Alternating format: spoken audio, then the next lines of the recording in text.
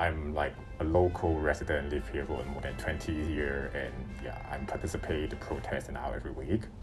Even the economy is growing in Hong Kong, but like the money only go to the rich people, so like the general public still not living in an equal way. So like the rich people buy all the property, and then we have the general public can't even afford a place. Like we can't even buy our own flat to live in. Government, the system is also unfair. Like the policies only benefit the rich people.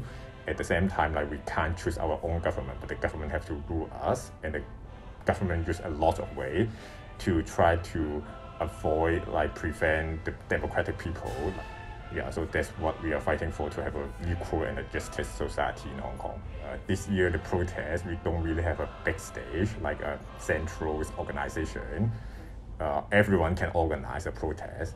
Like some of the big protests where we have like some kind of labor group will organize, and like, but most likely like the protests in different neighborhood we just organized by the local resident. Organize, and then they will apply for a no objective notice from the police, just like normal people doing that, and then they will promote it online, like on some forum or like Telegram and stuff, and then people will just go. Like the religious group also sometimes organize some gathering assembly, because like nowadays the police try to like object some of the protests, but because according to the Hong Kong law, like if there's a religious gathering, they don't have to apply for a no objection notice. And the religious group also contribute to the protest this year.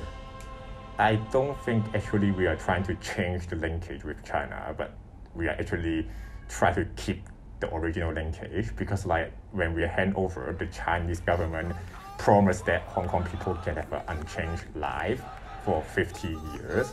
But like from last 10 years, we can see like the Chinese government trying to affect the Hong Kong politically. That's why actually they are the one who broke the one country two system.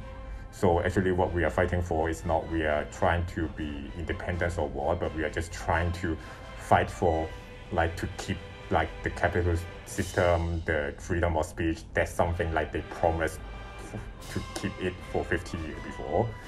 We are actually not really against the Chinese government. We are just against the local government, because the local government is not serving the local people, but they are serving the Chinese government. So we want like a city ruled by really Hong Kong people instead of other foreign power.